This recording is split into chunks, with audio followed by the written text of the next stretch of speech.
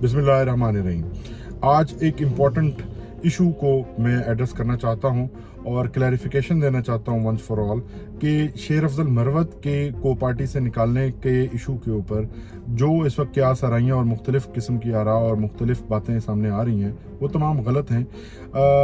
उसको निकालने का जो हुक्म है वो खान साहब ने खुद दिया और उसके खिलाफ जो प्रोसीडिंग्स हुई यानी पार्टी के अंदर जो उसको शो कॉज नोटिस दिया गया वो भी खान साहब के हुक्म के मुताबिक था। उसके बाद जो उसे अपॉर्चुनिटी दी गई वो भी खान साहब के हुक्म के मुताबिक थी, लेकिन उनका ना रवैया बदला ना उन्होंने अपना कंडक्ट चेंज किया और वो मुसलसल पार्टी पॉलिसीज़ और खान साहब और पार्टी लीडरशिप के ऊपर बात करते रहे जो कि पार्टी इंटरेस्ट के ख़िलाफ़ था, जिससे पार्टी का इमेज बुरी तरह से मुतासर हो रहा था। आज जो कल आपके सामने एक नोटिफिकेशन आया है उसका हुक्म भी खान साहब के इंस्ट्रक्शंस के मुताबिक सामने आया और आज भी जब खान साहब को बताया गया मीडिया की तरफ से भी सवाल किया गया तो खान साहब ने इस टॉपिक पर बात करने से इनकार किया।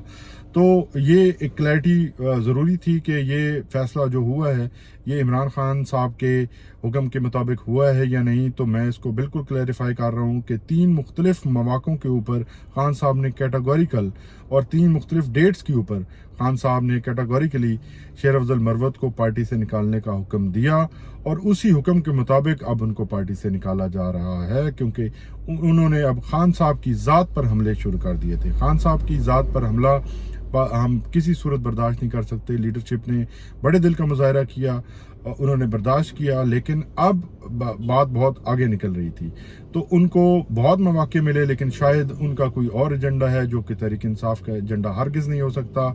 इमरान खान हमारी रेड लाइन है। इमरान खान पर जब कोई इस तरह से बात करेगा, इमरान खान की ज़ात को तनकीद का निशाना बनाएगा, तो वो फिर हमारे सीधे हमारे तीर भी उसी की तरफ होंगे और हम भी उसको तनकीद का निशाना बनाएंगे और अगर वो हमारे अंदर होगा तो हम उसे निकाल बाहर फेंकेंगे। बहुत शुक्रिया।